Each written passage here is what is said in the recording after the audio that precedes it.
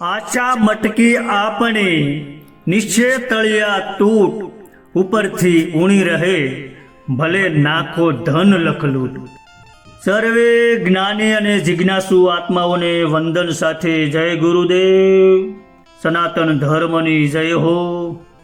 હવે મિત્રો, ગઈકાલે એક મિત્રએ મને ફોન કરી અને એક નાનો એવડો પ્રશ્ન પૂછ્યો હતો મને કે અધર ઉશાળા એટલે શું?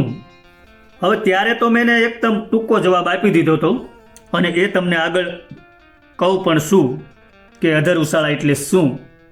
તો મિત્રો, અત્યારે વાસ્તવિકતા કંઈક એવી થઈ છે કે મારી ને તમારી કોઈની પાસે સમય જ નથી અને સૌ માયા પાછળ દોડી રહ્યા છીએ અને છતાંય ક્યારેય આશા પૂરી નથી થતી। એક નવાઈની વાત છે, ગમે એટલી મહેનત કરીએ, ગમે એટલા ધમપછાડા કરીએ, પણ તોય ક્યારેય કોઈની આશા પૂરી નથી થતી।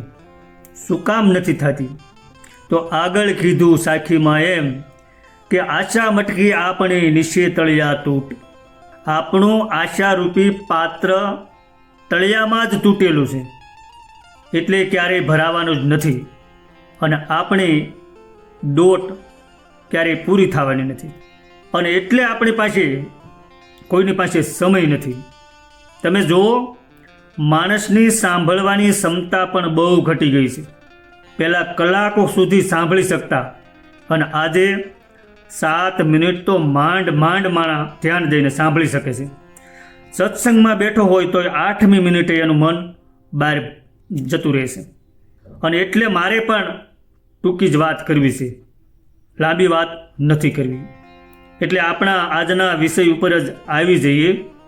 આજે આગળ વાત કરીએ અધર ઉશાળાની આપણે વાત કરવાની છે અને એ ભાઈને મેં ટૂંકો જ જવાબ આપી દીધો હતો અને સહેજે પણ બધાના મનમાં આવો પ્રશ્ન થાય કે આ અધર ઉશાળા એટલે શું? જો કે જ્ઞાની પુરુષો તો બધું જાણશે, સમજે છે, પણ નવા જિજ્ઞાસુઓ માટેની આ વાત છે।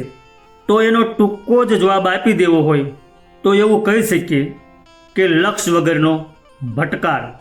એનું કોઈ લક્ષ્ય ન હોય, શું કરવું છે, ક્યાં પહોંચવું છે અને સતત ભટકાર શરૂ હોય અને આપણા બધાનું જીવન લગભગ આમ જ હાલે છે। બધાનું જીવન આમ જ હાલે છે, આપણું કોઈ લક્ષ્ય નથી હોતું, ધમપછાડા કરી રાખીએ છીએ। પણ આપણે આજે આ અધર ઉશાળા શબ્દને થોડોક વિસ્તૃત રીતે સમજીએ તો જીવનું આ સંસારમાં આવવું અને રહેવું એ અધર ઉશાળા જેવું જ છે। કેવી રીતે? તો એક નાનું એવડું દ્રષ્ટાંત લઈ લે તો પહેલાંના સમયમાં વણજારાઓ પોતાની તમામ ઘરવખરી બળદગાડામાં ભરી રાખે અને એક સ્થળેથી બીજા સ્થળે ઘૂમા કરે, ક્યાંય સ્થિર થઈને નિવાસ ન કરે, ક્યાંય પોતાનું કાયમી સ્થળ નક્કી ન કરે। એ જ્યાં જાય ત્યાં 5-15 દી રહીને વળી પાછા બીજા સ્થળે જતા રહે, પોતાનું મૂળ મુકામ શોધીને કે નક્કી કરીને સ્થિર ન થાય। પણ જો કે આજે તો સમય પલટાઈ ગયો છે અને આ વાત મેં માત્ર ને માત્ર આ દ્રષ્ટાંત સમજવા માટે જ લીધું છે।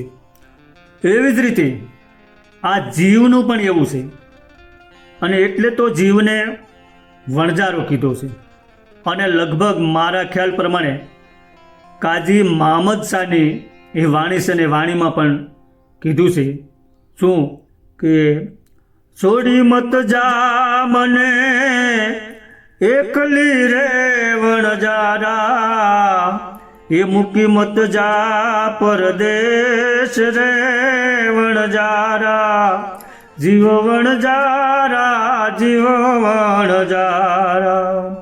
જીવને પણ વણજારો કીધો છે। શું કામ? કે જીવ એક જન્મમાંથી બીજા જન્મમાં ભટકા કરે છે, પરંતુ પોતાના મૂળ સ્વરૂપને ઓળખીને એમાં સ્થિર થતો નથી અને આમ એ પોતાના કર્મોના પોટલા અને વાસનાઓની ઘરવખરી સાથે લઈને એ ઘૂમ્યા કરે છે અને હારે પણ એ જ આવે છે ને, માલ મિલકત ને એવું તો કાંઈ હારે આવવાનું નથી અને એક પછી એક એમ 84 લાખ યોનિમાં એ ભટકા કરે છે। એની વણજાર વણથંભી હાલ્યા કરે છે. જ્યાં સુધી એને મંજિલનો પત્તો નથી મળતો, એટલે કે એને પોતાના સ્વરૂપનું પોતાપદનું ભાન નથી થતું, ત્યાં સુધી ભટકા જ કરે છે, ભટકા જ કરે છે. એટલે એને અધર ઉશાળા કહે છે. તો હવે આ મટે ક્યારે અધર ઉશાળા?